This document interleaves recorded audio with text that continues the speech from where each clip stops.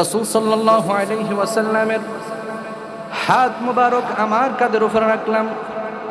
রাসূলকে জড়িয়ে ধরে আমি সাহাবায়ে কেরামদের নিকট নিয়ে গেলাম। রাসূলুল্লাহ সাল্লাল্লাহু আলাইহি ওয়াসাল্লাম একটা জায়গার মধ্যে বসেন। রাসূল সাল্লাল্লাহু আলাইহি সাল্লাম তারপর আমাকে বলেন, হে ফজল ইবনে আব্বাস, মদিনার মধ্যে আমার যে সমস্ত সাহাবায়ে কেরাম রয়েছে সমস্ত সাহাবায়ে কেরামদেরকে আমার কাছে ডেকে নিয়ে আসো।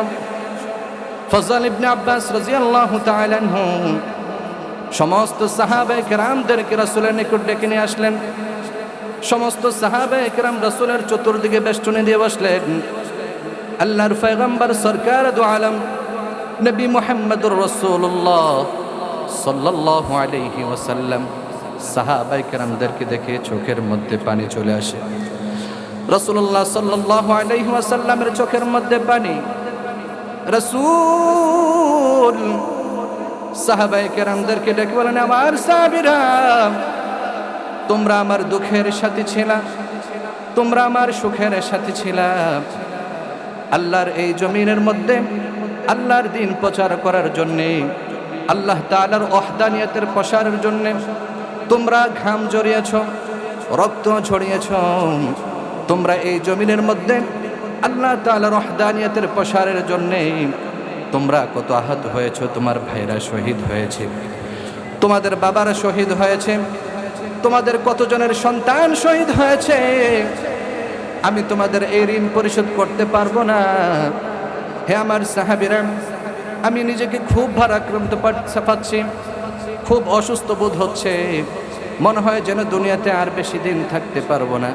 তবে তোমাদের কাছে আমার একটা আরজি, দুনিয়া থেকে চলে যাব, ঋণ নিয়ে যেতে চাই না। হে আমার সাহাবায়ে কেরাম, তোমাদের কাছে আমার আরজি, যদি তোমরা কেউ আমার কাছে কোনো পাওনা দাওনা থাকো বলো, আমি তোমাদের ঋণ পরিশোধ করে তারপরে দুনিয়া থেকে বিদায় হতে চাই। রাসূলুল্লাহ সাল্লাল্লাহু আলাইহি ওয়াসাল্লাম এভাবে যখন সাহাবায়ে কেরামের কাছে বারবার বলতেছিলেন, কে আমার কাছে পাও, বলো বলো, আমি তোমাদের ঋণ পরিশোধ করব। এভাবে যখন রাসূল বারবার বলতেছিলেন, সাহাবায়ে কেরামদের মধ্যে একজন সাহাবী হাত বাড়ালেন, ইয়া রাসূলুল্লাহ, ও আল্লাহর পয়গম্বর, আমি আপনার কাছে কিছু পাওনা পাই। রাসূলুল্লাহ সাল্লাল্লাহু আলাইহি ওয়াসাল্লাম ওই সাহাবীকে বললেন, কত পাও? সাহাবী বলেন, ইয়া রাসূলুল্লাহ, আমি আপনার কাছে 3 দিরহাম পাই। রাসূল ফজল ইবনে আব্বাসকে বললেন, ফজল ইবনে আব্বাস, আমার ধন ভান্ডার থেকে তাকে 3টি দিরহাম দিয়ে দাও। তাকে 3টি দিরহাম দিয়ে দেওয়া হয়। তারপর রাসূল সাল্লাল্লাহু আলাইহি ওয়াসাল্লাম আবার সাহাবীদেরকে ডেকে বলেন, আমার সাহাবীরা, তোমরা ভয় পেও না, কে কত পাও বলো বলো, আমি তোমাদের ঋণ পরিশোধ করব। 1 দিরহাম হোক, 2 দিরহাম হোক, 3 দিরহাম হোক, যে যা পাও বলো, আমি তোমাদের ঋণ পরিশোধ করব। এমনকি আমি যদি তোমাদের সাথে কখনো মন্দ আচরণ করে থাকি, আমাকে একটু বকা দিয়ে তারপরও মাফ করে দাও। যদি আমি তোমাদেরকে আঘাত করে থাকি, তাহলে তোমরা বলো, আমি তোমাদের আঘাতের বদলা নিয়ে নাও, তারপর আমাকে ঋণ মুক্ত করে দাও। বারবার বলতেছিলেন। এক পর্যায়ে এক সাহাবী হাত বাড়ায় বললেন, ইয়া রাসূলুল্লাহ সাল্লাল্লাহু আলাইহি ওয়াসাল্লাম, ও আল্লাহর পয়গম্বর, আমি আপনার কাছে একটা আঘাতের পাওনা পাই, আমি সেটা গ্রহণ করতে চাই।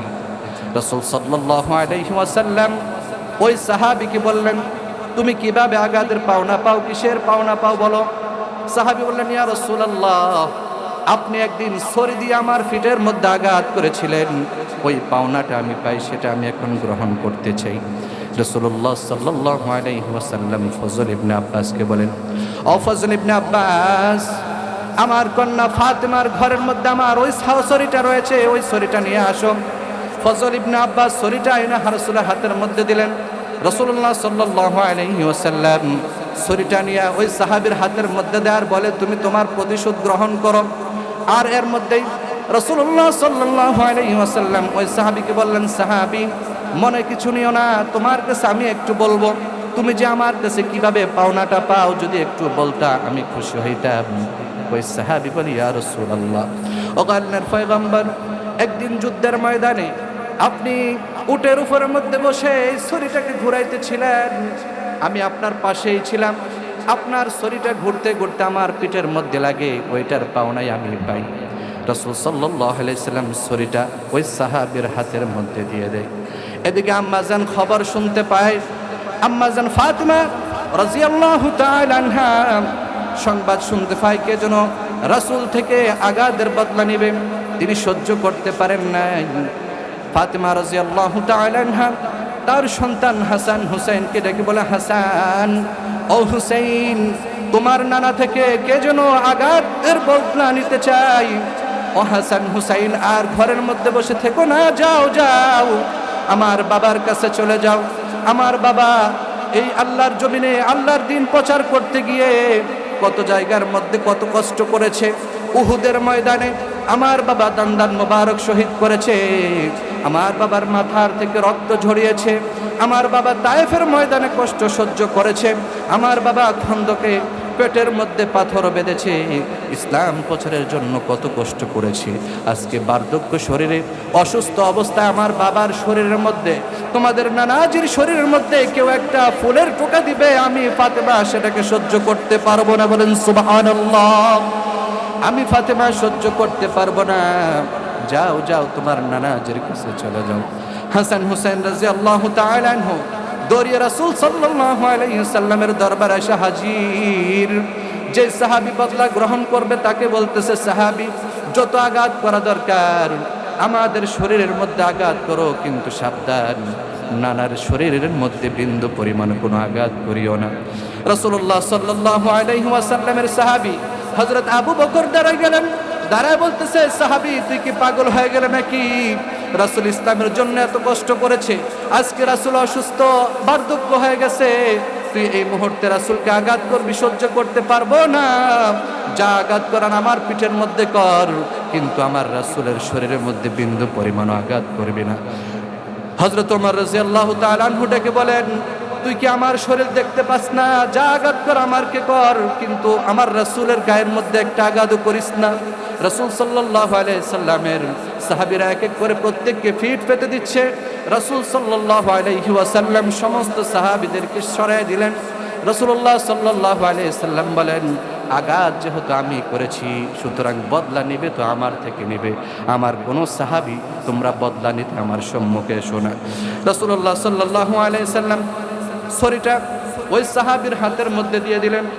সাহাবী রাদিয়াল্লাহু তাআলা আনহু বদলা গ্রহণ করবেন। রাসূলুল্লাহ সাল্লাল্লাহু আলাইহি সাল্লামের পিছনে গেলেন। সাহাবী বলতেছে, ইয়া রাসূলুল্লাহ, যেদিন আপনি আমার পিঠের মধ্যে আঘাত করেছিলেন ওই দিন আমার পিঠের মধ্যে কোনো কাপড় ছিল না। আমি যদি বদলা গ্রহণ করতে চাই খালি ফিট থেকে বদলা গ্রহণ করব। রাসূলুল্লাহ সাল্লাল্লাহু আলাইহি ওয়াসাল্লাম মৃত্যুর পরকালেও কত সচেতন ছিলেন। তিনি মৃত্যুর আগেও ঋণ নিয়ে যেতে চান নাই। যে রাসূলের বদন মোবারক সাধারণত কোনো মানুষ দেখতো না, কিন্তু রাসূলুল্লাহ সাল্লাল্লাহু আলাইহি ওয়াসাল্লাম ঋণ রেখে যেতে চান না। এজন্য তার গায়ের মধ্যে যে চাদর ছিল পিছন থেকে চাদরটাকে আলোক করে দিলেন। সাহাবী পিছনের মধ্যে গেলেন, গিয়ে পিছন দিয়ে রাসূলুল্লাহ সাল্লাল্লাহু আলাইহি ওয়াসাল্লামের পিছনে গিয়ে তার দুই হাতের নিচ দিয়ে এভাবে হাত দিয়ে জড়িয়ে ধরে রাসূলুল্লাহ সাল্লাল্লাহু আলাইহি সাল্লামকে জড়িয়ে ধরলেন। আর তার মুখ দিয়ে তার দুইটা ঠোঁট দিয়ে রাসূলুল্লাহ সাল্লাল্লাহু আলাইহি ওয়াসাল্লামের যে খতমে নবুয়ত মোহর নবুয়ত সেই মোহরের মধ্যে চুম্বন করলেন। মোহর নবুয়তের মধ্যে চুম্বন করে ওই সাহাবী কান্না শুরু করে দিলেন। আল্লাহর পয়গম্বর সরকার দু আলম রাসূলুল্লাহ সাল্লাল্লাহু আলাইহি ওয়াসাল্লাম ওই সাহাবীকে ঘিরে ধরে বললেন, সাহাবী বদলা কেন গ্রহণ করতেছো না? তুমি কেন কান্না করতেছো? সাহাবী বলে, ইয়া রাসূলুল্লাহ সাল্লাল্লাহু আলাইহি ওয়াসাল্লাম, বেয়াদবি মাফ করবেন, আপনার কাছে আমি বদলা পাই ঠিকই, কিন্তু এই ঘটনাগুলো সাজাইলাম এটা আমার করার ছিল না, তবে আপনার জন্য আমি এই জন্যই করেছি। ইয়া রাসূলুল্লাহ, আপনি আমার বেয়াদবি মাফ করবেন। আমি আপনার এমন একজন নখান্দা সাহাবী, আমি ভাবছিলাম আমার নিজের আমলের কারণে কাল ময়দানে মাহশারের মধ্যে আমি জান্নাতে যাইতে পারবো না। যদি জান্নাতে যাইতে না পারি, যদি কোনো জাহান্নামের ফেরেশতারা আমাকে জাহান্নামের দিকে টানে, যদি তারা আমাকে জাহান্নামের দিকে নিয়ে যায়, আমি তখন বলবো, ও জাহান্নামের ফেরেশতারা, তোমরা যে আমাকে জাহান্নামের দিকে নিয়ে যাচ্ছ, এই যে দেহটা দেখতেছো, এই দেহটা সাধারণ কোনো দেহের সাথে লাগে নাই। এই যে ঠোঁটগুলা দেখতেছো, এই ঠোঁটগুলা সাধারণ কোনো মোহর নবুয়তের সাথে লাগে নাই। একটাই মোহর নবুয়ত, যেটা ছিল আমার পয়গম্বর আখিরি নবীর পিঠের মধ্যে। ওই পিঠের মধ্যে এই মুখ ঠোঁট লেগেছে, রাসূলের সাথে আমার দেহ মোবারক লেগেছে। যেই দেহের সাথে আমার দেহ লেগেছে, আমি আশা করি এই দেহ কোনোদিন জাহান্নামের আগুন স্পর্শ করতে পারবে না। বলেন সুবহানাল্লাহ। রাসূলুল্লাহ সাল্লাল্লাহু আলাইহি ওয়াসাল্লাম সাহাবীর কথা শুনে সন্তুষ্ট হয়ে গেলেন, আর সাহাবীকে বুকের মধ্যে জড়িয়ে ধরে রাসূল সাল্লাল্লাহু আলাইহি ওয়াসাল্লামের চোখের পানিগুলা জরজর করে ছেড়ে দিলেন। বলেন সুবহানাল্লাহ। মুহতারাম হাজিরিন, যে কথা বলার ছিল, যে রাসূলুল্লাহ সাল্লাল্লাহু আলাইহি সাল্লাম মৃত্যুর পূর্বে নিজের ঋণ নিয়ে কতটুকু সচেতন ছিলেন। 1 দিরহাম 2 দিরহাম পর্যন্ত পরিশোধ করেছেন। আগাদের যেই বদলা সেটাও পরিশোধ করে গিয়েছেন। রাসূল সাল্লাল্লাহু আলাইহি সাল্লাম কোনো ঋণ রেখে যান নাই। কিন্তু আজকে আমরা তার উম্মত হয়ে, ওই পয়গম্বরের উম্মত হয়ে, আজকে আমরা যদি কারো থেকে ঋণ নিতে পারি, কারো থেকে যদি কোনো ধার নিতে পারি, তাহলে যে ধার দেয় ওই বেটার কি দোষ? সে ঘুরতে ঘুরতে যে পরিমাণ ঋণ দিয়েছে, এই অর্ধেক, বাকি অর্ধেক টাকাই দেখা যাচ্ছে যে জুতার পিছনে তার ব্যয় করতে হয়। ঠিক কিনা কথা বলেন? বাকি অর্ধেক টাকা জুতার পিছনে ক্ষয় হয়ে যায়। জুতার পিছনে যে ঋণ নিছে, যে ঋণ যে দিছে, ঘুরাইতে ঘুরাইতে 1 বছর 2 বছর এরকম ঘুরাইতে ঘুরাইতে দেখা যায় এক পর্যায়ে টাকা জুতার পিছনে তার অর্ধেক ব্যয় হয়ে যায়। এই হচ্ছে আমাদের রাসূলের উম্মতদের অবস্থা। ঠিক কিনা কথা বলেন? যদি কেউ আমরা দোকান থেকে বাকি খাইতে পারি, যতদিন দোকানদার টাকার কথা না বলবে ততদিন তার দোকানে খাই। যদি কোনো সে একদিন টাকার কথা বলে, বাজারের আরেক দোকানে যাই, আরেক দোকানের মোটামুটি খাওয়া শেষ, আরেক দোকানে যাই। এক পর্যায়ে দেখা যায় এই বান্দার বাজারের মধ্যে দোকান একটাও আর বাকি নেই, যে বাকি খাওয়া বাদ আছে। ঠিক কিনা কথা বলেন? বাজারের প্রত্যেকটা দোকান থেকে সে বাকি খাইতে খাইতে আর একটা দোকানও বাকি থাকে না। সকল দোকান শেষ।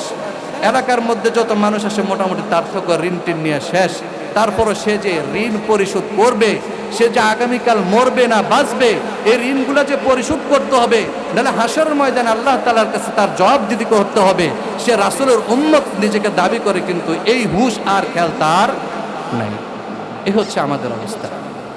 মুহতারাম হাজিরিন, রাসূলুল্লাহ সাল্লাল্লাহু আলাইহি ওয়াসাল্লামের ইন্তেকালের পূর্বকার মুহূর্তে আমাদেরকে কি শিক্ষা দিয়ে গেছেন, আর আমরা তার উম্মত হয়ে আমরা কিভাবে আমাদের জীবন যাপন করছি। রাসূল সাল্লাল্লাহু আলাইহি ওয়াসাল্লাম খুব অসুস্থ, নিজেকে ভারাক্রান্ত পাচ্ছিলেন। এমন অসুস্থ যে একবার হুঁশ ফেরে আরেকবার বেহুশ হয়, খুবই অসুস্থ ছিলেন। আম্মাজান আয়েশা কান্দে, ফাতেমা রাদিয়াল্লাহু তাআলা আনহা রাসূলের পাশে বসে বসে কান্দে। একদিন রাসূল সাল্লাল্লাহু আলাইহি ওয়াসাল্লাম মৃত্যুর আগ মুহূর্তে এমন অসুস্থ যে হুঁশ ফেরে আর আবার বেহুশ হয়, আবার হুঁশ ফেরে আবার বেহুশ হয়।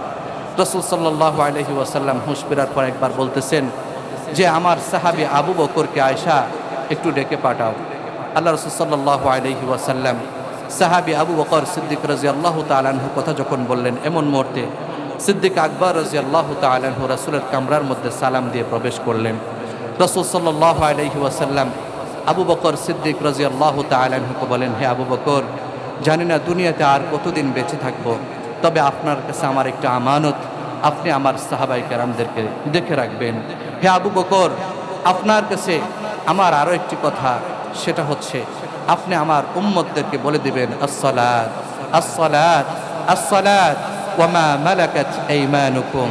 আপনি আমার উম্মতদেরকে নামাজের ব্যাপারে বলবেন, তারা যেন নামাজের ব্যাপারে সচেতন থাকে, তারা যেন নামাজের ব্যাপারে নিজেরা সচেতন থাকে, এবং তাদের অধীনস্থ যারা রয়েছে তাদের ব্যাপারেও যেন তারা সচেতন থাকে, তারা যেন অধীনস্থদেরকে জুলুম না করে, আমার গরিব উম্মতের উপরে যেন তারা জুলুম না করে, দাস দাসের উপরে যেন তারা জুলুম না করে।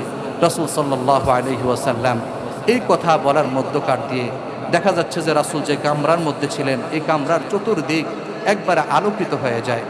আম্মাজান ফাতেমা রাদিয়াল্লাহু তাআলা আনহা দেখতে পেলেন কামরার চতুর্দিকে আলোকিত।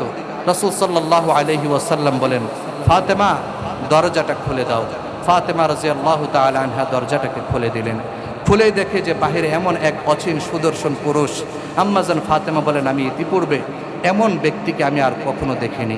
রাসূলুল্লাহ সাল্লাল্লাহু আলাইহি ওয়াসাল্লামকে আম্মাজান ফাতেমা রাদিয়াল্লাহু তাআলা আনহা বলেন, ইয়া রাসূলুল্লাহ, আপনার দরজার মধ্যে এমন একজন ব্যক্তি এসেছে, এমন একজন ব্যক্তি এসেছে যাকে আমরা ইতিপূর্বে আর কখনো দেখতে পাইনি। রাসূল সাল্লাল্লাহু আলাইহি ওয়াসাল্লাম বললেন, তাকে দেখবা কোত্থেকে? সে তো এমন একজন ব্যক্তি যার কাছে একবার যায় সে তাকে জীবনের তরে নিয়ে যায় আর দ্বিতীয়বার ফেরত দেয় না। এমন একজন ব্যক্তি আমার সম্মুখে এসেছে, তিনি আর কেউ নয়, তিনি হযরত মালাকুল মাউত আলাইহিস সালাতু ওয়াস সালাম। রাসূল সাল্লাল্লাহু আলাইহি ওয়াসাল্লামের দরবারে মালাকুল মাউত চলে এসেছে। রাসূলুল্লাহ সাল্লাল্লাহু আলাইহি ওয়াসাল্লাম মালাকুল মাউত অনুমতি চাইলেন, ইয়া রাসূলুল্লাহ সাল্লাল্লাহু আলাইহি ওয়াসাল্লাম, আমি কি আসতে পারি? রাসূলুল্লাহ সাল্লাল্লাহু আলাইহি ওয়াসাল্লাম মালাকুল মাউতকে অনুমতি দিলেন। মালাকুল মাউত সালাম দিয়ে প্রবেশ করলেন কক্ষের মধ্যে আর বললেন, ইয়া রাসূলুল্লাহ সাল্লাল্লাহু আলাইহি ওয়াসাল্লাম, আমি 312 জন রাসূলের রূহ কবজ করেছি। আমি 1.25 লক্ষ বা তার চেয়ে কম বেশি নবীদের রূহ কবজ করেছি। রাসূলদের মধ্যে হাই গ্রেড 5 জন, 5 জনের মধ্যে 4 জনের রূহ আমি কবজ করেছি, কিন্তু আমি এই পর্যন্ত কারো থেকে কোনোদিন অনুমতি নেই নাই। কিন্তু আপনার প্রভু আপনাকে কেন জানি এত ভালোবাসে, আমি যখন আসতেছিলাম তখন আমাকে বলে দিয়েছে, হে আজরাইল, তুমি আজকে যার কাছে যাচ্ছ, আমার বন্ধু যদি আজকে তোমাকে অনুমতি দেয় তো বাসার মধ্যে প্রবেশ করবে, আর অনুমতি যদি কোনো না দেয় সাথে সাথে রিটার্ন করবে, আমার বন্ধুর বাসার মধ্যে প্রবেশ করবে না। বলেন সুবহানাল্লাহ। ইয়া রাসূলুল্লাহ, আমি যেদিন যার বাসার মধ্যে ঢুকে কারো অনুমতি নেই না রূহ কবজ করতে, তবে আপনার প্রভু আপনাকে কেন জানি এত ভালোবাসে বুঝি না। ইয়া রাসূলুল্লাহ, আমি যখন আসতেছিলাম তখন আপনার প্রভু বলতেছিল যে আমার বন্ধুর জন্য ইখতিয়ার রয়েছে, আমার বন্ধু যদি কোনো অনুমতি দেয় তো রূহ কবজ করবা, আর যদি কোনো অনুমতি না দেয় ইন্নাল্লাহা খায়্যারাকা, আমার বন্ধুর ইখতিয়ার রয়েছে, অনুমতি না দিলে তুমি ফেরত আসবা, যতদিন থাকতেছে আমার বন্ধু থাকতে পারবে। এই ইখতিয়ার আর কাউকে দেওয়া হয় না, একমাত্র আপনাকেই দেওয়া হয়েছে। সুবহানাল্লাহ। রাসূলুল্লাহ সাল্লাল্লাহু আলাইহি ওয়াসাল্লাম আজরাইল আলাইহিস সালাতু ওয়াস সালামকে দেখার পর তার চোখের মধ্যে পানি চলে আসে। সাইয়েদনা হযরত মুহাম্মদুর রাসূলুল্লাহ সাল্লাল্লাহু আলাইহি ওয়াসাল্লাম আজরাইল আলাইহিস সালাতু ওয়াস সালামকে বলেন, হে আজরাইল আলাইহিস সালাতু ওয়াস সালাম, আইনা আখি জিবরাইল, আমার ভাই জিবরাইল কোথায়? হযরত মালাকুল মাউত আজরাইল আলাইহিস সালাতু ওয়াস সালাম বলেন, ফিস সামাইল উলা, আমি জিবরাইলকে প্রথম আসমানে আসতে দেখে এসেছি। রাসূলুল্লাহ সাল্লাল্লাহু আলাইহি ওয়াসাল্লাম যখন জিবরাইলের নাম নিলেন, তরাগতিতে জিবরাইল আলাইহিস সালাতু ওয়াস সালাম রাসূলের কামরার মধ্যে সালাম দিয়ে প্রবেশ করলেন। সালাম দিয়ে প্রবেশ করে আল্লাহর পয়গম্বরকে, আল্লাহ রাসূল সাল্লাল্লাহু আলাইহি সাল্লামকে সালাম দিয়ে যখন প্রবেশ করলেন, আল্লাহ রাসূল সাল্লাল্লাহু আলাইহি ওয়াসাল্লাম দেখতে পেলেন হুয়া ইয়াবকি, জিবরাইল আমিনের চোখের মধ্যে পানি, জিবরাইল আমিন কান্না করতেছেন। আল্লাহ রাসূল সাল্লাল্লাহু আলাইহি ওয়াসাল্লাম জিবরাইল আমিনকে বলতেছেন, আতাবকি ইয়া জিবরাইল, হে জিবরাইল আপনি কেন কান্না করতেছেন? অথবা বলেছেন লিমাযা তাবকিয়া, হে জিবরাইল আপনি কেন কান্না করতেছেন? জিবরাইল আলাইহিস সালাম রাসূলের কথার প্রতি উত্তর বলেন, ইয়া রাসূলুল্লাহ, ও আল্লাহর পয়গম্বর, আমি কেন কান্না করব না? আমি তো আজকে এলফেয়ারে চলে যাব। আজকের পর থেকে আমি এমন এক জায়গায় যেতে পারবো না যে জায়গার মধ্যে আমি আপনার কাছে যখন আসতাম ওহি নিয়ে ওই নৈকট্যতম জায়গা অথবা তার চেয়ে আরো ঊর্ধ্বে পৌঁছে যাইতাম, কিন্তু আজকের পর থেকে আমি ওই নৈকট্যতম জায়গাও যেতে পারবো না, আর আপনার কাছে ওহি নিয়ে আসতে পারবো না। এজন্য আমি কান্না করতেছি। কিন্তু ইয়া রাসূলুল্লাহ, আমার প্রশ্ন হলো আপনার চোখের মধ্যে পানি কেন? আপনি কেন কান্না করতেছেন? রাসূলুল্লাহ সাল্লাল্লাহু আলাইহি ওয়াসাল্লাম বললেন, হে জিবরাইল, আমি কান্না করতেছি কারণ আমার এখনো একটা প্রশ্ন বাকি রয়ে গেছে, আমার এখনো একটা প্রশ্নের উত্তর বাকি রয়ে গেছে, এজন্য আমি কান্না করতেছি। হযরত জিবরাইল আলাইহিস সালাম বলেন, ও আল্লাহর পয়গম্বর, কি প্রশ্ন বাকি রয়েছে, কিসের উত্তর বাকি রয়েছে আপনি বলেন না। তখন রাসূল সাল্লাল্লাহু আলাইহি ওয়াসাল্লাম জিবরাইল আমিনকে বলেন, হে জিবরাইল, ফামাল্লি বা'দু উম্মতি, আমি দুনিয়া থেকে চলে যাব, বলো না আমার দুনিয়া থেকে চলে যাওয়ার পরে আমার উম্মতের কে তদারকি করবে, আমার উম্মতকে কে বুকে জড়িয়ে রাখবে? এই প্রশ্ন আমার এখনো বাকি, এটা আল্লাহ তাআলার থেকে জেনে নিয়ে আসো। বলেন সুবহানাল্লাহ। জিবরাইল আলাইহিস সালাম চলে গেলেন আল্লাহর কাছে, তাড়াতাড়ি গিয়ে আবার ফিরে আসলেন। আয়েশা মুস্কি আয়েশা বলতেছে, ইয়া রাসূলুল্লাহ সাল্লাল্লাহু আলাইহি সাল্লাম, আমি আল্লাহ তাআলার থেকে সংবাদ নিয়ে আসছি। আল্লাহ তাআলা বলেছেন, লা ইয়াতরুকু উম্মাতাকা ফারদান ওয়া লা ইয়াতরুকু উম্মাতাকা ওয়াহদা। আল্লাহ রাব্বুল আলামিন বলেছেন, আপনি চলে যাওয়ার পরে আপনার উম্মতের জন্য আপনি টেনশন করিয়েন না। আপনার উম্মতকে স্বয়ং আল্লাহ রাব্বুল আলামিন নিজেই তদারকি করবেন। বলেন সুবহানাল্লাহ। ইয়া রাসূলুল্লাহ, আপনি আপনার উম্মতের জন্য পেরেশানি করিয়েন না। ও আল্লাহর পয়গম্বর, আপনি দুনিয়াতে থাকতে আপনার উম্মত যেভাবে দোয়া করেছে আল্লাহ তাআলা দোয়া কবুল করেছেন, আপনার ইন্তেকালের পরেও আল্লাহ তাআলা ওইভাবেই আপনার উম্মত যদি দোয়া করে রব্বুল আলামিন আপনার উম্মতের দোয়াকে কবুল করে নেবেন। সুবহানাল্লাহ। রাসূলুল্লাহ সাল্লাল্লাহু আলাইহি সাল্লাম হযরত জিবরাইল আমিনের দিকে তাকিয়ে বলেন, জিবরাইল, আজরাইল তো দাঁড়িয়ে আছে। আল্লাহ তাআলার তরফ থেকে ইশারা কি? জিবরাইল আমিন বলেন, ইয়া রাসূলুল্লাহ সাল্লাল্লাহু আলাইহি সাল্লাম, আল্লাহ তাআলা আপনার সাক্ষাতের জন্য উদ্গ্রীব হয়ে আছেন। সুতরাং আপনি যদি অনুমতি দেন তাহলে হযরত মালাকুল মাউত আপনার রূহকে কবজ করবে। রাসূলুল্লাহ সাল্লাল্লাহু আলাইহি সাল্লাম মালাকুল মাউতকে অনুমতি প্রদান করলেন।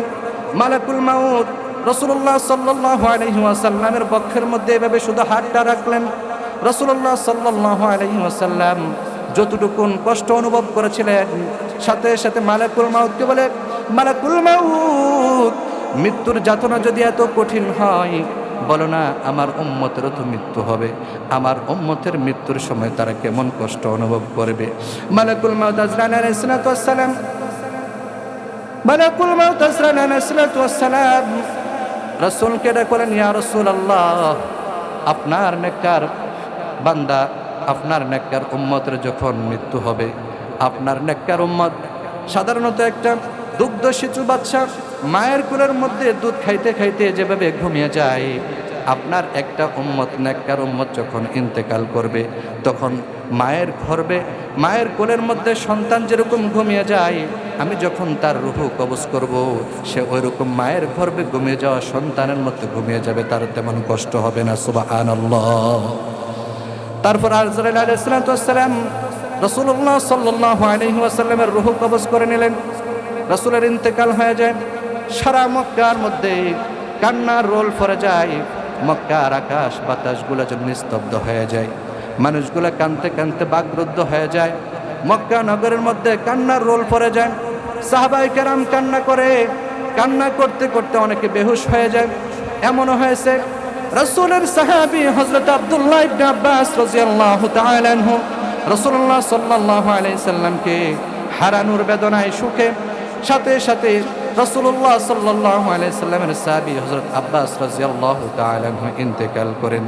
রাসূল সাল্লাল্লাহু আলাইহি সাল্লামের একটা উট ছিল, ওই উটটা পর্যন্ত রাসূল হারানোর বেদনায় কান্না করতে করতে তার চোখ দিয়ে পানি ঝরতে ঝরতে না খেয়ে খেয়ে কিছুদিন পরে ওই উষ্টটিও মরে যায়। বেলাল রাদিয়াল্লাহু তাআলা আনহু সারা মক্কা নগর মদিনা নগরের মধ্যে দৌড়ে দৌড়ে বলে, আমি আমার রাসূলকে কোথায় পাবো? একবার এদিকে যায়, একবার ওই দিকে যায়, পাগলের মধ্যে চতুর্দিকে ছুটাছুটি করতে থাকে। একদিন বেলাল রাদিয়াল্লাহু তাআলা আনহু তার গাড়ি গুছিয়ে মদিনা থেকে যেন কোথায় চলে যাবে। হযরত সিদ্দিক আকবর রাদিয়াল্লাহু তাআলা আনহু আবু বকরকে ডেকে বলে, আবু বকর তুমি কোথায় যাচ্ছ? আবু বকর বেলাল রাদিয়াল্লাহু তাআলা আনহুকে ডেকে বলেন, বেলাল তুমি কোথায় যাচ্ছ? বেলাল রাদিয়াল্লাহু তাআলা আনহু বলেন, যেই শহরের মধ্যে আজান দিলে রাসূল সাল্লাল্লাহু আলাইহি ওয়াসাল্লাম মদিনার মধ্যে মসজিদে নববীর মধ্যে ইমামতি করবে না, সেই জায়গার মধ্যে আমি থাকতে পারবো না।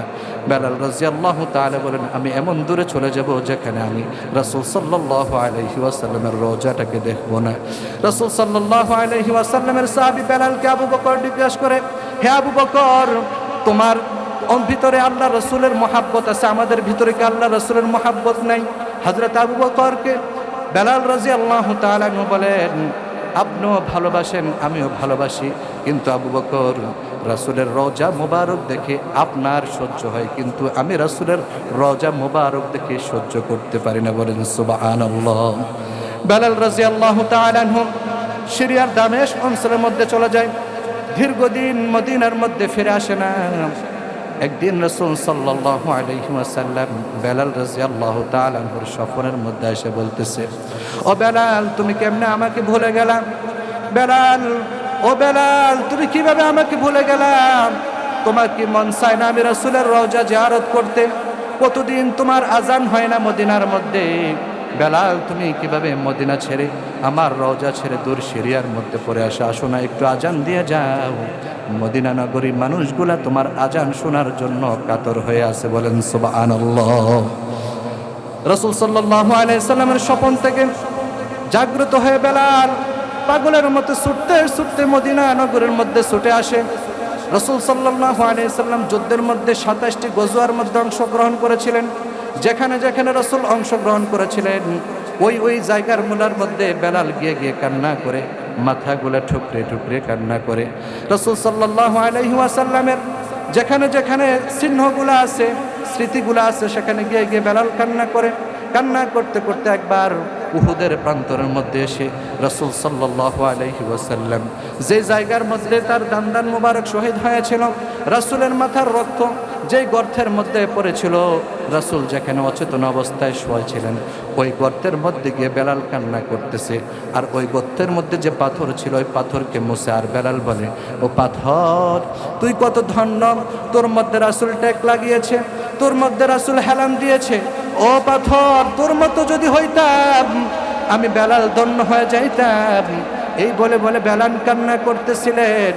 কান্না করতে করতে এক পর্যায়ে বেলাল দুর্বল হয়ে পাথরের উপরে ঘুমিয়ে যায়। বেলালকে আবার রাসূল বলেন, হো বেলাল মদিনায় আসলি, আমি রাসূলের রওজায় কি তুই একবার জিয়ারত করতে মন চায় না রে বেলাল? আসনা আমি রাসূলের রওজার মধ্যে একবার আয়, আমি রাসূলের রওজা রেখে একবার জিয়ারত করে যাও, আর মসজিদে নববীর মধ্যে একবার আজান দিয়ে যা। এরে বেলাল মসজিদে নববীর মধ্যে আয় আয় আয়, মসজিদে নববীর মধ্যে একবার আজান দে, তোর আজানের জন্য মদিনাবাসীরা কাতর। এই যখন বলে রাসূল স্বপ্নের মধ্যে বেলালকে ডাকে, বেলাল আর সহ্য করতে পারে নাই, ঘুম থেকে জাগ্রত হয়ে মসজিদের নববীর দিকে দৌড় মারা আসা মসজিদের নববীর সামনে দাঁড়ায় কান্দে। হযরত আবু বকর, হযরত ওমর রাদিয়াল্লাহু তাআলা আনহু তাকায় দেখেন হযরত বেলাল রাদিয়াল্লাহু তাআলা আনহুর মাথার চুলগুলো এলোমেলো, শরীরের মধ্যে ধুলাবালি মাখা। হযরত বেলাল পাগলের মতো কান্না করতেছে, একবার একদিকে দৌড়ায় আরেকবার আরেক দিকে দৌড়ায়। হযরত বেলালকে দেখে সাথে সাথে আবু বকর আর ওমর অন্যান্য সাহাবীরা দৌড়ায় গিয়ে বেলালকে জড়ায় ধরে। তারাও বেলালকে বহুদিন দেখার পর সমস্ত সাহাবীরা বেলালকে দেখে কান্না শুরু করে দেয়। রাসূল হারানোর সময় যেরকম মদিনার মধ্যে কান্নার রোল পড়ে গিয়েছিল, বেলালকে দেখার পর, রাসূলের মুয়াজ্জিনকে দেখার পর মদিনার মধ্যে আবার কেমন যেন কান্নার রোল পড়ে যায়। আর সকলে বেলালকে আবদার করো, বেলাল যাও মসজিদে নববীর মধ্যে যা একবার আজান দাও। আবু বকর বেলালকে আবদার করে আজান দেওয়ার জন্য, হযরত ওমর আবদার করে আজান দেওয়ার জন্য। কিন্তু বেলাল বলে, আমি যদি আজান দেই বলো না আমার রাসূল মসজিদে নববীর মধ্যে নামাজ পড়াবে কিনা? সকলে বলে না না, রাসূল কোথা থেকে আসবে, রাসূল তো ইন্তেকাল করেছেন। বেলাল বলেন, রাসূল যদি না আসে তাহলে আমি মসজিদে নববীতে আজান দিতে পারবো না, সুতরাং আমাকে মাফ করো, আমি আজান দিতে পারবো না, আমার কলেজা মানাবে না, সুতরাং রাসূল যদি না আসে আমি আজান দেব না। সালমান ফারসি রাদিয়াল্লাহু তাআলা আনহু, সালমান ফারসি রাদিয়াল্লাহু তাআলা আনহু সমস্ত সাহাবায়ে কেরামদেরকে ডেকে বলেন, হে সাহাবায়ে কেরাম, হে সাহাবায়ে কেরাম, বেলাল এমনি আজান দিবে না। বেলাল যার অনুরোধে আজান দেবে তিনারা হলেন হাসান হুসাইন, রাসূলের নাতি। যদি হাসান হুসাইন যদি কোনো বেলালের কাছে যদি কোনো আরজি করে, হয়তো বেলাল আজান দেবে। সাথে সাথে বেলাল রাদিয়াল্লাহু তাআলা আনহুর কাছে হাসান হুসাইন রাদিয়াল্লাহু তাআলা আনহুর কাছে সংবাদ পাঠানো হয়। হাসান হুসাইন রাদিয়াল্লাহু তাআলা আনহু আসে, আয়েশা বেলাল রাদিয়াল্লাহু তাআলা আনহুর কাছে আরজি করতেছে, বেলাল যেদিন নানাজি ইন্তেকাল করে এই মদিনা নগরীর মধ্যে ছোট ছোট যে সমস্ত সন্তানরা রয়েছে, ছোট ছোট বাচ্চারা রয়েছে, তারা ওই দিন থেকে খানা পিনা ঠিক মতো খায় না, খানা পিনা ছেড়ে দেয়, তারা ঠিক মতো ঘুমায় না, তারা ঠিক মতো খেলা করে না। নানাজির বিরহে তারা ঠিকমতো খেলাধুলা করে না, খানা খায় না, ঠিকমতো ঘুমায় না। বেলাল তুমি তাদের দিকে তাকায় হলো আজান দাও। যখন হাসান হুসাইন রাদিয়াল্লাহু তাআলা আনহু বেলাল রাদিয়াল্লাহু তাআলা আনহুর কাছে আরজি করলেন, বেলাল রাদিয়াল্লাহু তাআলা আনহু মসজিদের মিম্বরের মধ্যে দাঁড়ায় গেলেন, দাঁড়ায় আজান শুরু করে দিলেন, আল্লাহু আকবার, আল্লাহু আকবার, আল্লাহু আকবার, আল্লাহু আকবার। বেলাল রাদিয়াল্লাহু তাআলা আনহু যখন আজান মসজিদে নববীর মধ্যে হয়, সমস্ত মদিনার মধ্যে যখন আজানের ধ্বনি শুরু হয়ে যায়, সমস্ত মদিনার নগরের মানুষগুলা ঘর থেকে দৌড়ে দৌড়ে বেরিয়ে আসছে। মুরব্বীগুলা ঘর থেকে দৌড়ে দৌড়ে বের হয়ে চলে আসে, ঘর থেকে সন্তানগুলা বের হয়ে চলে আসে। বেলাল আযান দেয়, আশহাদু আল্লা ইলাহা ইল্লাল্লাহ। বেলাল যখন আশহাদু আল্লা ইলাহা ইল্লাল্লাহ বলে আযান দেয়, মসজিদে নববীর দিকে সমস্ত মহিলাগুলা পর্যন্ত দৌড়ে দৌড়ে বের হয়ে চলে আসে। বেলাল রাদিয়াল্লাহু তাআলা আনহুর আযানের সাথে সাথে মদিনা নগরীর প্রত্যেকটা মুসলমান ভেবেছিল হয়তো বেলাল চাহতে আসছে, হয়তো বেলালের সাথে সাথে রাসূল সাল্লাল্লাহু আলাইহি ওয়াসাল্লাম মনে হয় মদিনার মধ্যে ফিরে আসছে। সকলে দৌড়ে দৌড়ে মসজিদে নববীর দিকে আসে। বেলাল রাদিয়াল্লাহু তাআলা আনহু আযান দেয়, আশহাদু আন্না মুহাম্মাদার রাসূলুল্লাহ, আশহাদু আন্না মুহাম্মাদার রাসূলুল্লাহ, আশহাদু আন্না মুহাম্মাদার রাসূলুল্লাহ বলে বেলাল অজ্ঞান হয়ে জমিনের মধ্যে লুটিয়ে পড়ে যায়। বেলালের আর হুঁশ ফিরে আসে না, বহুক্ষণ পরে বেলালের হুঁশ ফিরে আসে। বেলালের হুঁশ ফেরার পর হযরত বেলাল রাদিয়াল্লাহু তাআলা আনহু রওজার দিকে তাকায় তাকায় কান্দে আর বলে, ইয়া রাসূলুল্লাহ, আপনি বলেছিলেন আজান দেওয়ার জন্য, আমি বেলাল তো মসজিদে নববীতে আজান দিলাম, কিন্তু ইয়া রাসূলুল্লাহ আপনি কি মসজিদে নববীতে ইমামতি করবেন না? সুবহানাল্লাহ। ইয়া রাসূলুল্লাহ আপনি কি মসজিদে নববীতে ইমামতি করবেন না? আমি তো আজান দিলাম কিন্তু আপনাকে দেখি না। এই বলে বেলাল মসজিদে নববীর সাথে মাথা ঠুকরিয়ে ঠুকিয়ে কান্না করেছে। মুহতারাম হাজিরিন, হযরত সাহাবায়ে কেরাম রাদিয়াল্লাহু তাআলা আনহু রাসূলের ইন্তেকালে কান্না করেছেন, আকাশ বাতাস কান্না করেছেন, সমস্ত মাখলুক আল্লাহ রসুলের জন্য কান্না করেছেন। মদিনার ছোট ছোট বাচ্চারা এত মহাব্বত করত পয়গম্বরকে, তারা খানাফিনা মহাব্বতের কারণে ছেড়ে দিয়েছেন, ঘুম ছেড়ে দিয়েছেন, খেলাধুলা পর্যন্ত ছেড়ে। ছোট ছোট বাচ্চারা রাসূলকে এত মহাব্বত করত, কিন্তু আজকে আমরা বুঝ হওয়ার পরেও রাসূলকে এই পরিমাণ মহাব্বত করতে শিখি নাই, ঠিক কিনা কথা বলেন? আজকে আমরা মুখে মহাব্বত করি কিন্তু অন্তরে রাসূলের জন্য এই পরিমাণ মহাব্বত আমাদের এখনো তৈরি হয় নাই, ঠিক কিনা? এই পরিমাণ মহাব্বত এখনো আমাদের তৈরি হয়নি। মুহতারাম হাজিরিন, রাসূল সাল্লাল্লাহু আলাইহি ওয়াসাল্লাম, আমরা তাকে কি মহাব্বত করি, অথচ তিনি আমাদেরকে কেমন মহাব্বত করতেন? রাসূল সাল্লাল্লাহু আলাইহি সাল্লাম শুধু তার যে সময় তিনি ছিলেন ওই সময় লোকদের জন্য ভালোবাসা ছিল এরকম নয়, বরং কিয়ামতের আগ পর্যন্ত উম্মতদেরকে রাসূল কিভাবে বাঁচাবেন এ নিয়ে রাসূলের সব সময় ফিকির ছিল, ঠিক কিনা কথা বলেন? একটা হাদিস, আল্লাহ রাসূল সাল্লাল্লাহু আলাইহি ওয়াসাল্লাম একদিন এরকম বসা একটা মিম্বারের মধ্যে, হযরত জিবরাইল আলাইহিস সালাতু ওয়াস সালাম রাসূল সাল্লাল্লাহু আলাইহি ওয়াসাল্লামের কাছে আসেন, হাসতে হাসতে আসেন, খুব খুশি জিবরাইল আলাইহিস সালাতু ওয়াস সালাম। আল্লাহ রাসূল সাল্লাল্লাহু আলাইহি ওয়াসাল্লাম জিবরাইলকে বলতেছে, জিবরাইল আজকে এত আনন্দিত কেন? আপনি শুধু হাসতেছেন, আপনি হাসাহাসি করতেছেন, এত আনন্দিত তার কারণ কি? জিবরাইল আলাইহিস সালাতু ওয়াস সালাম বলেন, ইয়া রাসূলুল্লাহ, আজকে আমি আপনার কাছে একটা খুশির সংবাদ নিয়ে এসেছি, এজন্য আমি হাসতেছি। রাসূল সাল্লাল্লাহু আলাইহি ওয়াসাল্লাম বলেন, কি এমন খুশির সংবাদ নিয়ে আসলেন যে আপনি নিজে নিজে শুধু হাসতেছেন?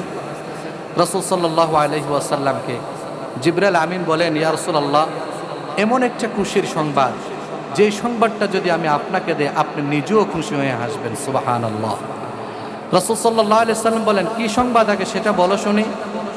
তখন জিবরাইল আলাইহিস সালাম রাসূলকে বলতেছেন, ইয়া রাসূলুল্লাহ সাল্লাল্লাহু আলাইহি ওয়াসাল্লাম, আমি হাসতেছি এজন্য, আমি আজকে আনন্দিত খুশি, কারণ আজকে আল্লাহ তাআলা আমাকে আপনার নিকট প্রেরণ করেছেন এই সংবাদ দিয়ে যে আমার রাসূলের কাছে যাও আর বলো যে আল্লাহ তাআলা বলেছেন যে কাল ময়দানে মাহশারে আমার আখিরি নবীর উম্মতদের মধ্যে 70,000 উম্মতকে আল্লাহ তাআলা ব্যয় হিসেবে জান্নাতের মধ্যে দিয়ে দিবেন। সুবহানাল্লাহ। এই সংবাদ যখন রাসূল সাল্লাল্লাহু আলাইহি ওয়াসাল্লামকে জিবরিল আমিন জানালেন, রাসূল সাল্লাল্লাহু আলাইহি ওয়াসাল্লাম খুশি না হয়ে মুখটাকে বেজার করে অন্যদিকে তাকায় রইলেন। জিবরিল আমিন আশ্চর্য হয়ে গেলেন, ইয়া রাসূলুল্লাহ, এত সুন্দর একটা খুশির সংবাদ আপনাকে শোনালাম, অথচ আপনি মুখটা বেজার করে ফেললেন, তার কারণ কি ইয়া রাসূলুল্লাহ? রাসূল সাল্লাল্লাহু আলাইহি ওয়াসাল্লাম জিবরিলকে বলেন, হে জিবরিল, আমার সাহাবী তো সোয়া লক্ষ, আমার সাহাবী সোয়া লক্ষ, আর কিয়ামত পর্যন্ত আমার কত উম্মত আসবে, আর তুমি বলেছ মাত্র ৭০,০০০-এর কথা, এজন্য আমি খুশি হতে পারিনি, এজন্য আমি মুখটাকে বেজার করে রেখেছি। বলে, ইয়া রাসূলুল্লাহ, আপনি কি তাতে সন্তুষ্ট নয়? বলে, না, সন্তুষ্ট নয়, আমি এ কথা বলিনি। তবে হ্যাঁ, আমি সন্তুষ্ট নয় এ কথা বলিনি, তবে আমি আরও বুঝে লই, আরও ভেবে লই, তারপর আমি তোমাকে বলবো যে আমি সন্তুষ্ট কিনা। সাথে ছিলেন হযরত ওমর রাদিয়াল্লাহু তাআলা আনহু। আল্লাহ রাসূল সাল্লাল্লাহু আলাইহি ওয়াসাল্লাম ওমর রাদিয়াল্লাহু তাআলা আনহুকে বলতেছিলেন, হে ওমর, কি করা যায়? তো যেমন উস্তাদ তেমনতে শাগরেদ হয়, ঠিক কিনা কথা বলেন? যেমন পীর তেমনতে মুরিদ হয়, যেমন শিক্ষক তেমন ছাত্র হয়। ওমর রাদিয়াল্লাহু তাআলা আনহুকে যখন রাসূল সাল্লাল্লাহু আলাইহি ওয়াসাল্লাম বললেন যে, ওমর, জিবরিল তো আসলো ৭০,০০০-এর কথা বলে ব্যয় হিসেবে জান্নাতে দিবে, কি করা যায়? ওমর রাদিয়াল্লাহু তাআলা একে উত্তর দিলেন, ইয়া রাসূলুল্লাহ, আমরাই তো সোয়া লক্ষ, তারপর কিয়ামতের আগ পর্যন্ত আপনার কত উম্মত আসবে, সুতরাং এই সংখ্যক নিয়ে খুশি হওয়ার কোনো কারণ নাই, আপনি তাকে পাঠান, বলে আরো বাড়ায় নিয়ে আসো। সুবহানাল্লাহ বলবেন না? আপনি তাকে পাঠান জিবরাইলকে, যেন আরো বাড়িয়ে নিয়ে আসে। জিবরাইল আলাইহিস সালাতু ওয়াস সালাম চলে গেলেন আল্লাহ তাআলার দরবারে। কিছুক্ষণ পর আবার ফিরে আসলেন। আসার পরে আবার মুস্কি মুস্কি হাসতেছেন, বলতেছেন, ইয়া রাসূলুল্লাহ, আমি তো সংবাদ নিয়ে আসছি। বলে, জিবরাইল, আপনি কি সংবাদ নিয়ে আসছেন? বলেন, আমার রব কি বলেছেন? বলে, আল্লাহ তাআলা তো ওয়াদা করেছেন ৭০,০০০, তো সুতরাং আল্লাহ তাআলার ওয়াদা তো তিনি খেলাফ করতে পারেন না। তো সংখ্যা আগেরটাই ঠিক আছে, ৭০,০০০ সেটাই ঠিক আছে, কিন্তু আবার আল্লাহ আপনাকেও নাকচ করতে পারেন না, কারণ আপনি তার হাবিব, আপনি তার বন্ধু। তা আল্লাহ তাআলার সংখ্যাও ঠিক আছে, আবার আপনাকেও নারাজ করতে পারেন না। বলে, এটা কিভাবে সম্ভব? সংখ্যাও ঠিক রাখবে, আবার আমাকেও নারাজ করবে না, এটা কিভাবে সম্ভব? তখন জিবরাইল আলাইহিস সালাতু ওয়াস সালাম আল্লাহ রাসূল সাল্লাল্লাহু আলাইহি ওয়াসাল্লাম কি বলতেছেন, ইয়া রাসূলুল্লাহ সাল্লাল্লাহু আলাইহি ওয়াসাল্লাম, আল্লাহ রাব্বুল আলামিন বলেছেন যে ৭০,০০০-এর কথা আল্লাহ তাআলা ওয়াদা করেছেন তা ঠিকই আছে, কিন্তু প্রত্যেক ৭০,০০০-এর মধ্যে একজন, প্রত্যেকজন ৭০,০০০-এর মধ্যে ১,০০০, ৭০,০০০-এর মধ্যে একজন, প্রত্যেকজনেই ১,০০০ করে জান্নাতে নিয়ে যাবে। সুতরাং ৭০,০০০ পূরণ ৭০,০০০, এই ৭০,০০০ জন ৭০,০০০-কে জান্নাতের মধ্যে হাতে ধরে ধরে নিয়ে যাবে। বলেন সুবহানাল্লাহ। তাহলে ৭০,০০০ যেটা, সেটা ঠিকই আছে, কিন্তু প্রত্যেক ৭০,০০০ আবার ৭০,০০০ জনকে নিয়ে যাবে। এবারে একটু পূরণ করেন দেখি, ৭০,০০০ পূরণ যদি কোনো ৭০,০০০ হয় তাহলে কত হবে? ৭০,০০০ পূরণ ৭০,০০০ যদি হয় তাহলে হবে ৪৯০ কোটি উম্মত কাল কিয়ামতের ময়দানে ব্যয় হিসেবে জান্নাতের মধ্যে প্রবেশ করবে। সুবহানাল্লাহ, আল্লাহু আকবার। সকলে বলেন আল্লাহু আকবার। লিল্লাহি তাকবীর, লিল্লাহি তাকবীর, নারায়ে তাকবীর, নারায়ে রিসালাত। আল্লাহ রাব্বুল আলামিন আজকে এই মজলিসের মধ্যে যারা এসেছে, আজকে এই মজলিসের মধ্যে যারা এসেছে, যারা আজকে ওয়াজের মাহফিলের মধ্যে বসা, সকলে একটু কান দিয়ে শোনেন। এই ওয়াজের মজলিসের মধ্যে যারা বসা, তারা সহ যারা শুনতেছে বাহিরে, তাদেরকে সহ যারা আয়োজক বৃন্দ আছে, যারা কষ্ট করেছে, যারা আজকে মাহফিলের বাগানকে সাজাতে গিয়ে মেহনত করেছে, যারা অর্থ দিয়ে সহযোগিতা করেছে, যাদের কানের মধ্যে এই ওয়াজের আওয়াজের ধ্বনি পৌঁছাইতেছে, আল্লাহ রাব্বুল আলামিন এই প্রত্যেকটা রাসূলের উম্মতকে কাল কিয়ামতের ময়দানে ৪৯০ কোটি উম্মতের মধ্যে পদার্পণ করে দিক। সকলে বলেন আমিন। আল্লাহ তাআলা আমাদের প্রত্যেককে আখির নবীর উম্মত হিসাবে কবুল করুন। সকলে বলেন আমিন। মুহতারাম হাজিরিন, মুহতারাম হাজিরিন, রাসূলুল্লাহ সাল্লাল্লাহু আলাইহি ওয়াসাল্লাম আমাদের জন্য অশেষ বড় একটা নিয়ামত, যে নিয়ামতের শুকরিয়া আদায় করে আমরা কিয়ামতের আগ পর্যন্ত যদি কোনো আমরা সেজদায় অবনত হয়ে যদি কোনো নিয়ামতের শুকরিয়া আদায় করি, তারপর রাসূল সাল্লাল্লাহু আলাইহি ওয়াসাল্লাম যে আল্লাহ তাআলা আমাদেরকে দান করেছেন তার শুকরিয়া আদায় করে আমরা শেষ করতে পারবো না। আমরা রাসূল সাল্লাল্লাহু আলাইহি ওয়াসাল্লামের নিয়ামত শুকরিয়া আদায় করে শেষ করতে পারবো না। আল্লাহ তাআলা সূরা হুজুরাতের শেষের দিকে বলতেছেন, ইয়ামুন্নুনা আলাইকা আন আসলামু কুল লা তামুন্নু আলাইয়া ইসলামাকুম বালিল্লাহু ইয়ামুন্নু আলাইকুম আন হাদাকুম লিল ঈমান ইন কুনতুম সাদিকিন। আল্লাহ রাব্বুল আলামিন বলেন, আমি তোমাদেরকে চাইলে আদম আলাইহিস সালামের উম্মত বানাইতে পারতাম। আমি আল্লাহ তাআলা চাইলে তোমাদেরকে মূসা আলাইহিস সালামের উম্মত বানাইতে পারতাম। আমি আল্লাহ তাআলা চাইলে তোমাদেরকে ঈসা আলাইহিস সালামের উম্মত বানাইতে পারতাম।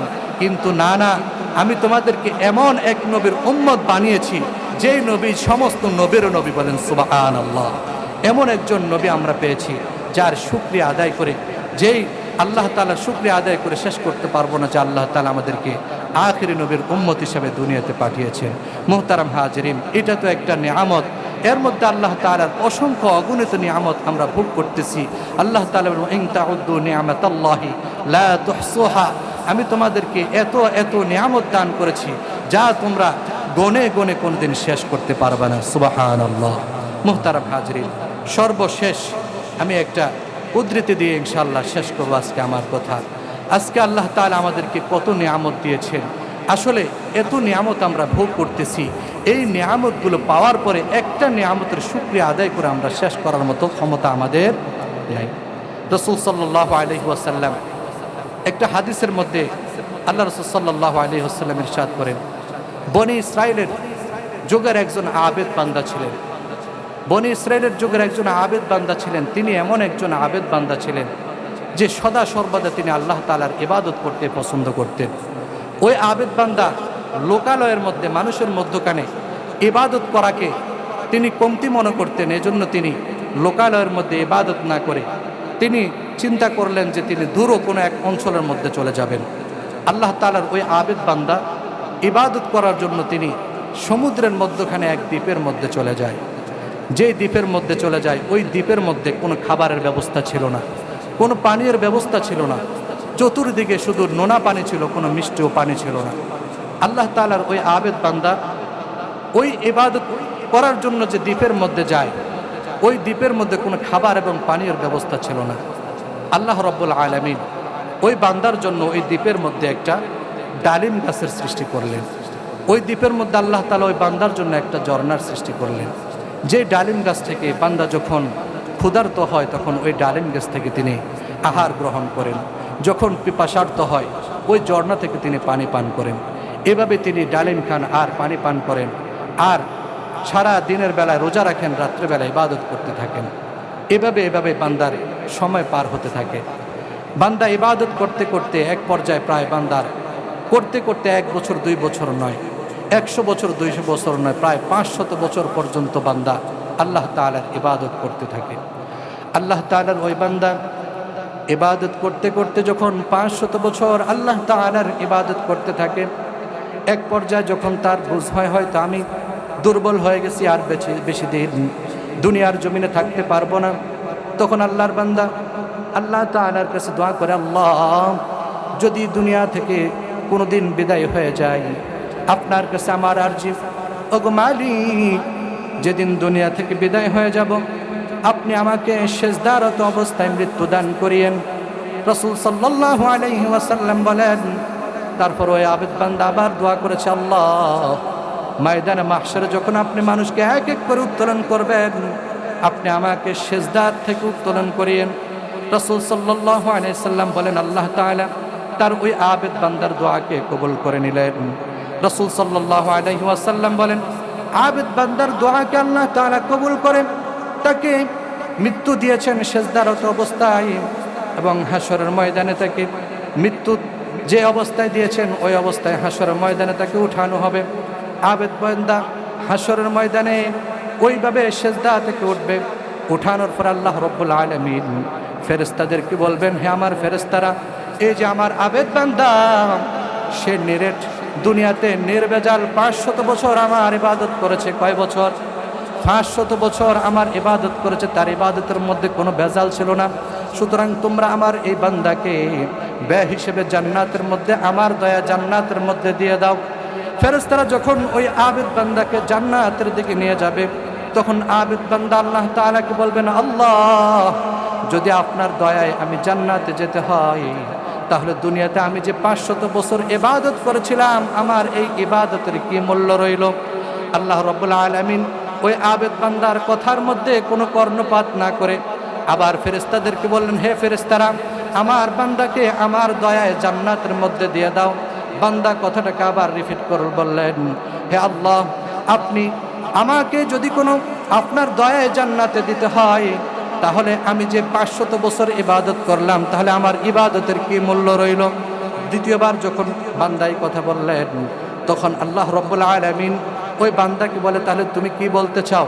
তখন বান্দা আল্লাহ তাআলার কথার প্রতি উত্তর বলেন, আল্লাহ, আমি আমার যে ইবাদত করেছি এই ইবাদতের হিসাব দিয়ে আমি জান্নাতে যেতে চাই। তখন আল্লাহ তাআলা বলেন, ঠিক আছে, যদি তুমি তোমার ইবাদত দিয়ে জান্নাতে যেতে চাও, তাহলে আমি তোমাকে দুনিয়াতে যে সমস্ত জিনিসগুলো দিয়েছি এগুলার বদলা দিয়ে তারপরে তুমি জান্নাতে যাও, আমার কোনো অসুবিধা নেই। হিসাব নিকাশ শুরু হয়ে যাবে ময়দানে মাহশারে। তখন আল্লাহ তাআলা বলবেন, বান্দা, আমি তোমাকে যখন তোমার মায়ের গর্ভের মধ্যে দান করেছিলাম, তখন সর্বপ্রথম আমি তোমাকে চক্ষু দেই নাই, আমি তোমাকে চক্ষু দেই নাই। তারপর আমি তোমাকে দুনিয়াতে যখন ভূমিষ্ঠ করেছি, তোমাকে আমি 2টা চক্ষু দিয়েছি। তুমি যে চক্ষু দিয়ে দুনিয়ার আলো বাতাস দেখতে পেয়েছো, দুনিয়ার চাকচিক্য দেখতে পেয়েছো, তুমি দুনিয়ার সৌন্দর্য অবলোকন করেছো। এখন বলো, যে চক্ষু আমি তোমাকে দান করেছি, এই চক্ষুর দাম বেশি নাকি 500 বছরের ইবাদতের দাম বেশি? আচ্ছা, আপনারা বলেন তো, 500 বছরের ইবাদতের দাম বেশি না চক্ষুর দাম বেশি? চক্ষুর দাম বেশি। তখন ওই বান্দা একই কথা বলবে, আল্লাহ, আপনার দেওয়া চক্ষুর দাম বেশি। তখন আল্লাহ তাআলা বলবেন, ঠিক আছে, আমি ধরে নিলাম আমার দেওয়া চক্ষু আর তোমার 500 বছরের ইবাদত সমান সমান। এখন বলো, আমি আল্লাহ তাআলা তোমাকে নিয়ামত স্বরূপ যে 2টা কান দিয়েছি, এই 2টা কানের মূল্য দিবে কে? আমি আল্লাহ তাআলা তোমাকে 2টা হাত দিয়েছি, এই 2টা হাতের মূল্য দিবে কে? আমি আল্লাহ তোমাকে চলার জন্য 2টা পা দিয়েছি, এই 2টা পায়ের মূল্য দিবে কে? আমি আল্লাহ তাআলা তোমাকে একটা দেমাগ দিয়েছি, এই দেমাগের মূল্য দিবে কে? আমি আল্লাহ তাআলা তোমাকে শ্বাস প্রশ্বাস নেওয়ার জন্য একটা নাসিকা দিয়েছি, প্রত্যেকটা সেকেন্ডে সেকেন্ডে শ্বাস প্রশ্বাস গ্রহণ করেছো, এটার মূল্য দিবে কে? এখন এগুলার মূল্য দাও, তারপরে তুমি জান্নাতের আশা করো, তারপরে তুমি জান্নাতের আশা করো। তারপর বান্দা তখন হতাশ হয়ে যাবে, তার মাথাটা নিচু হয়ে যাবে। মাথাটা নিচু করে তখন সে বলবে, আল্লাহ তাআলা তখন বলবেন, হে আমার ফেরেশতারা, আমার বান্দা তার হিসাব মিলাইতে পারে নাই, সুতরাং তাকে জাহান্নামের দিকে নিয়ে যাও। তখন বান্দারা যখন ফেরেশতারা যখন তাকে জাহান্নামের দিকে নিতে থাকবে, তখন ওই ফেরেশতারা বলবে, আল্লাহ, কিছুক্ষণ পূর্বে না আপনি তাকে বললেন যে তাকে জান্নাতে দেওয়ার জন্য, এখন বলতেছেন আবার তাকে জাহান্নামে দিতে? বলে সে তার ইবাদত দিয়ে তার হিসাব মিলাইতে পারে নাই, সুতরাং তাকে জাহান্নামের দিকে নিয়ে যাও। তখন বান্দা মাথাটা নিচু করে আল্লাহ তাআলাকে বলবে, আল্লাহ, আপনি দুনিয়াতে আমাদেরকে যে নিয়ামত দান করেছেন, একটা নিয়ামত আমার ইবাদতের বিনিময় হবে না, সুতরাং একটা নিয়ামতের বিনিময় দিয়ে আমি কখনো জান্নাতের আশা করতে পারবো না। সুতরাং আজকে এই ময়দানে মাহশারে আপনার দয়া ব্যতীত, আপনার অনুগ্রহ ব্যতীত একটা বান্দাও জান্নাতে যাওয়ার আশা রাখে না। সুতরাং আজকে আমাকে আপনি আপনার দয়া দিয়ে আমাকে জান্নাতের মধ্যে দিয়ে দেন, সুবহানাল্লাহ। তো সুতরাং মুহতারাম হাজিরিন, আল্লাহ তাআলা দয়া এবং মায়া ছাড়া আমরা কেউই জান্নাতের মধ্যে যেতে পারবো না। আল্লাহ তাআলা আমাদেরকে দুনিয়াতে যে সমস্ত নিয়ামতের সামগ্রীগুলো দান করেছেন, প্রত্যেকটা নিয়ামতের সামগ্রীর সবসময় আমরা যতটুকু পারি শুকরিয়া আদায় করব। রাসূলের আদর্শের অনুকরণ ইনশাআল্লাহ আমরা সবসময় করব। আর রাসূলের আদর্শের অনুকরণ করতে হলে আমরা তো উলামায়ে কেরামদের পদাঙ্ক অনুসরণ করবই, পাশাপাশি আমাদের সন্তানরা যারা রয়েছে, আমাদের সন্তানদেরকে পূর্ণাঙ্গ আদর্শবান সন্তান যদি কোনো বানাইতে চাই, নীতিবান সন্তান যদি বানাইতে চাই, তাহলে মাদ্রাসা এবং দ্বীনি শিক্ষার বিকল্প নাই, ঠিক কিনা কথা বলেন? আর সেরকম দ্বীনি শিক্ষাই হচ্ছে আমাদের পাশে রাখা এই যে নূরে মদিনা মডেল মাদ্রাসা। আপনি যদি আপনার সন্তানকে চান যে একজন শ্রেষ্ঠ জাতির সন্তান বানাবেন, আপনি যদি চান আপনার জাতির শ্রেষ্ঠ রাহবার বানাবেন, আপনি যদি চান আপনার সন্তানকে আদর্শবান সন্তান বানাবেন, তাহলে এই মাদ্রাসা শিক্ষার বিকল্প নেই। আপনি আপনার সন্তানকে ইনশাআল্লাহ আগামীকাল থেকে চিন্তা করেন যে আমি কাল কিয়ামতের ময়দানে নেককার সন্তানের বাবা হতে চাই, তাহলে পরে ইনশাআল্লাহ আপনি এই মাদ্রাসার মধ্যে সন্তান দেন, আশা করি আপনার সন্তান নেককার হবে, আর আপনার সন্তানের উসিলায় হয়তো আল্লাহ তাআলা আপনাকে আমাকেও নাজাতের ব্যবস্থা করে দেবে। বলেন আমিন। আল্লাহ তাআলা আমাদেরকে বুঝবার মতো তৌফিক দান করুক, সকল বলেন আমিন। ওয়া আখিরু দাওয়ানা আলহামদুলিল্লাহি রাব্বিল আলামিন। আসসালামু আলাইকুম ওয়া রাহমাতুল্লাহি ওয়া বারাকাতুহু। وطبيبنا وحبيب قلوبنا ومولانا محمدا عبد الله تعالى ورسوله الذي أرسله بالحق بشيرا ونذيرا وداعيا إلى الله بإذنه وسراجا منيرا. أما بعد فقد قال الله تعالى في كلامه المجيد والفرقان الحميد: أعوذ بالله من الشيطان الرجيم. بسم الله الرحمن الرحيم.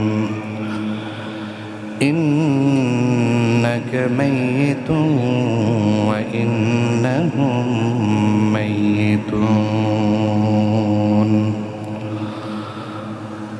وقال رسول الله صلى الله عليه وسلم قبل موته ب3 أيام يقول: لا يموتن أحدكم إلا وهو يحسن الظن بالله، أو كما قال عليه الصلاة والسلام. سبحانك لا علم لنا إلا ما علمتنا إنك أنت العليم الحكيم. قال رب اشرح لي صدري ويسر لي أمري واحلل عقدة من لساني يفقه قولي. وقال تعالى في شان حبيبه ومحبوبه مخبرا وآمرا: إن الله وملائكته يصلون على النبي يا أيها الذين آمنوا صلوا عليه وسلموا تسليما. اللهم صل على سيدنا مولانا محمد وعلى آل سيدنا مولانا محمد. اللهم صل على سيدنا مولانا محمد وعلى آل سيدنا مولانا. بلغ العلا بكماله كشف الدجى بجماله حسنت جميع خصاله. صلوا عليه وآله. بلغ العلا بكماله كشف الدجى بجماله حسنت جميع خصاله. صلوا عليه. कभी जख्म दिल का सजा लिया कभी कोई अश्क बहा लिया, यही हाल था मेरा रोज सब कि नबी ने दरफ़े बुला लिया। बलागल उलम बिकमालिही कशफत दुजा बिजमालिही हसनत जमीअ खिसालिही सल्लु अलैहि। मैं दूर हूँ मजबूर हूँ ऐ सैयद आलम, मैं दूर हूँ मजबूर हूँ ऐ सैयद आलम, दीदार दिखाते नहीं आवाज़ सुना दो, दीदार दिखाते नहीं आवाज़ सुना दो। मैं सूरत यूसुफ को नहीं चाहने वाला, मैं सूरत यूसुफ को नहीं चाहने वाला, मैं क़ैस के मानंद नहीं आशिक लैला, मैं क़ैस के मानंद नहीं आशिक लैला। मैं आशिक मौला हूँ मेरा इश्क दीवाना, मैं आशिक मौला हूँ मेरा इश्क दीवाना। ये जुमला जहाँ जिसके तजल्ली से उजाला, ये जुमला जहाँ जिसके तजल्ली से उजाला। उल्फत में बराबर के वफा हूँ के ज़फ़ा हूँ, उल्फत में बराबर के वफा हूँ के ज़फ़ा हूँ। हर सीज की लज्जत है अगर दिल में मज़ा हो, हर सीज में लज्जत है अगर दिल में मज़ा हो। अल्हम्दुलिल्लाह। ঐতিহ্যবাহী শালসর দক্ষিণ পাড়া নূরে মদিনা মডেল মাদ্রাসার উদ্যোগে ও কবরবাসীদের মাগফিরাতের লক্ষ্যে আয়োজিত আজকে মহতি মাহফিলের সম্মানিত সদর, প্রধান অতিথি, বিশেষ অতিথিবৃন্দ,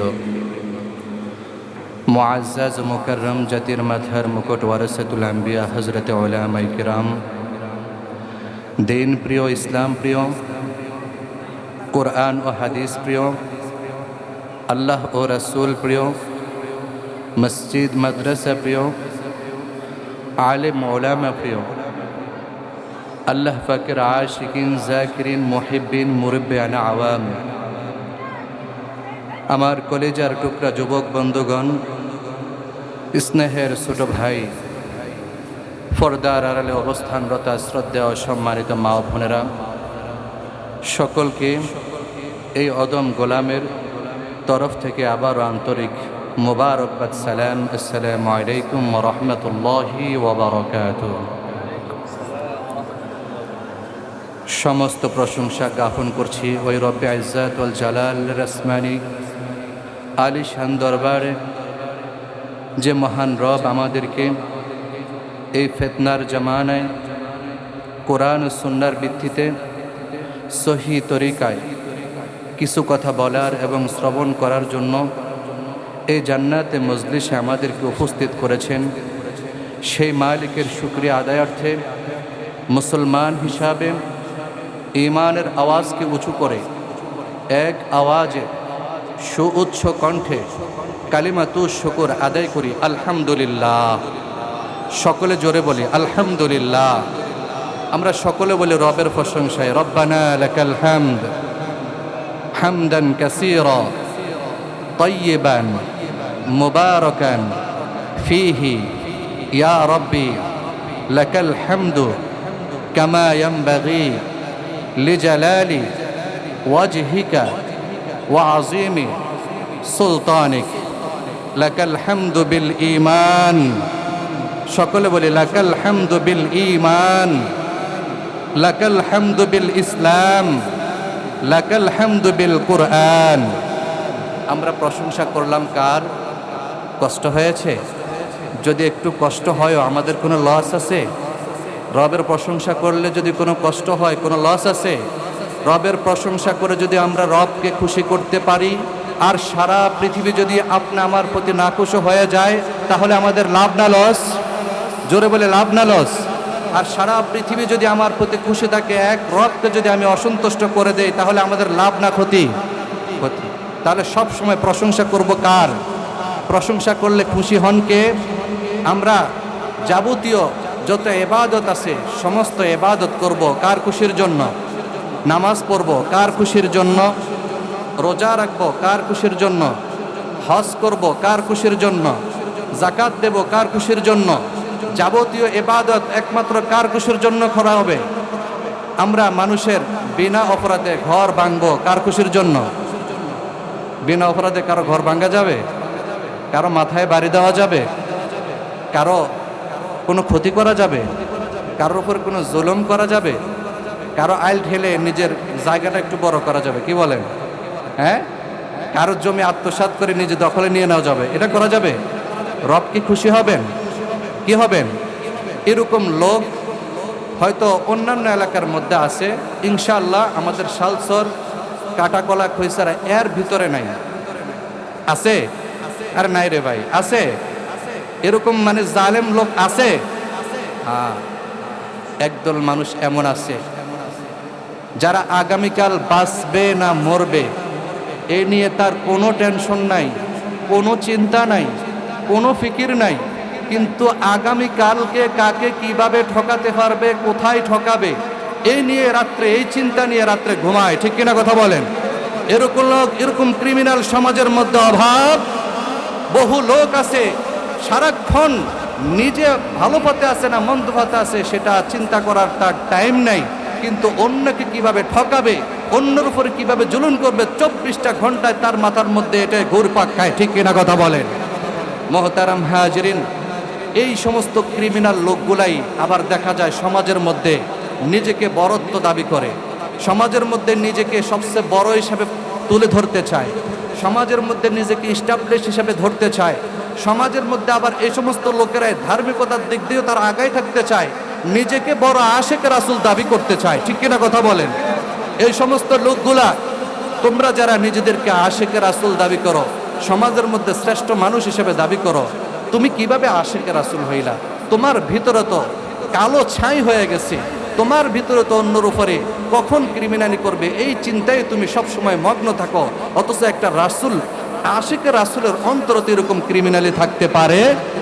যদি তুমি প্রকৃত আশেক রাসূলে হতে তাহলে তোমার দ্বারা জুলুম হতো না, তোমার দ্বারা অত্যাচার হতো না, তোমার দ্বারা ব্যভিচার হতো না, তোমার দ্বারা গুম হতো না, তোমার দ্বারা খুন হতো না, তোমার দ্বারা চুরি হতো না, তোমার দ্বারা ডাকাতি হতো না, তোমার দ্বারা অন্যের সম্পদ আত্মসাৎ হতো না, তোমার দ্বারা জানা হতো না, তোমার দ্বারা সুদখুরি হতো না, তোমার দ্বারা ঘুষখুরি হতো না, তোমার দ্বারা জুয়ার কাজ চলতো না, তোমার দ্বারা মদখুরির কাজ চলতো না।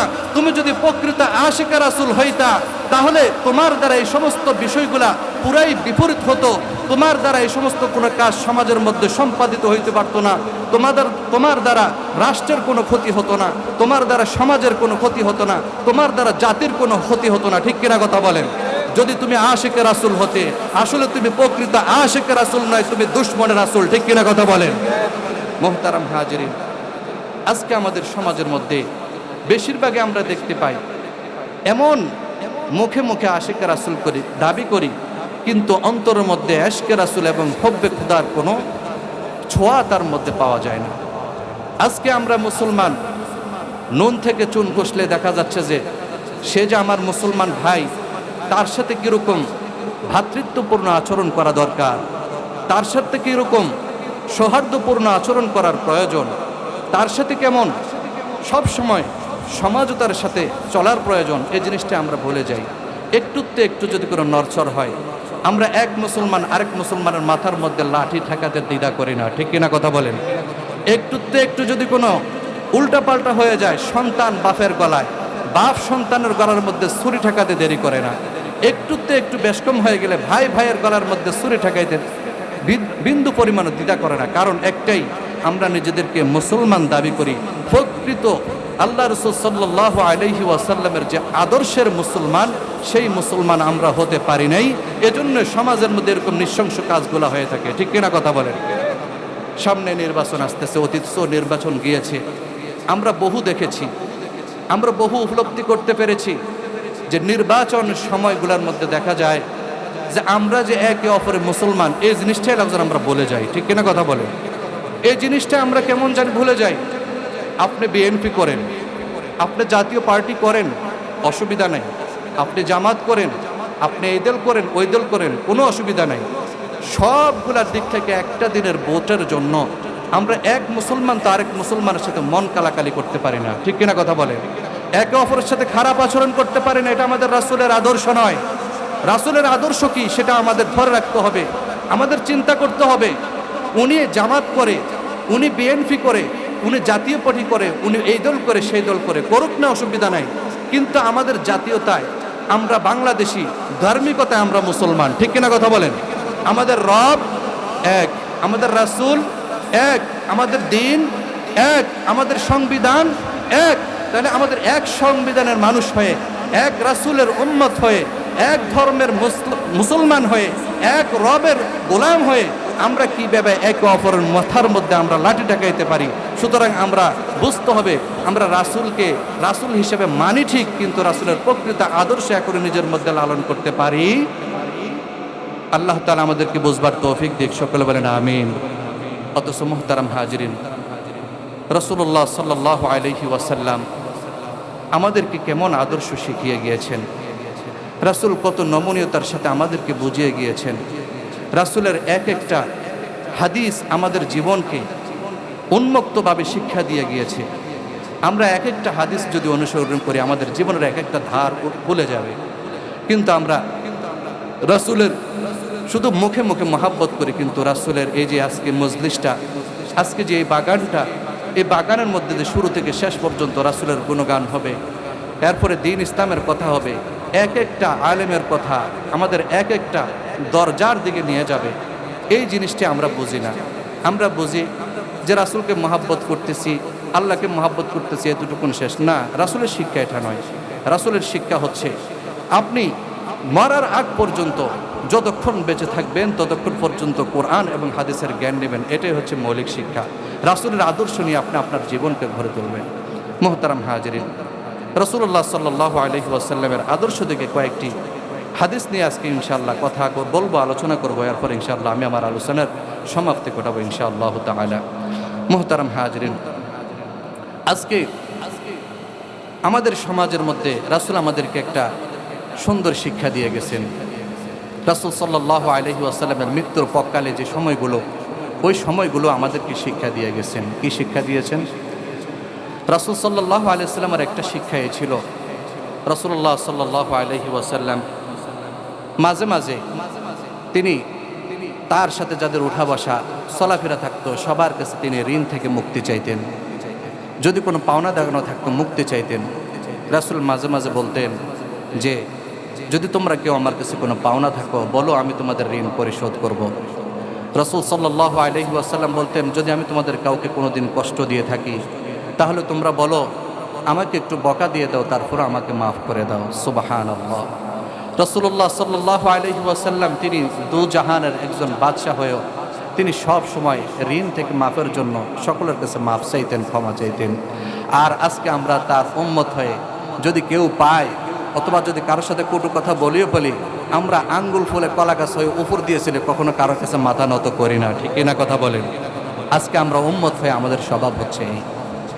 রাসূল সাল্লাল্লাহু আলাইহি ওয়াসাল্লাম মের একটি হাদিস বর্ণনা করেছেন।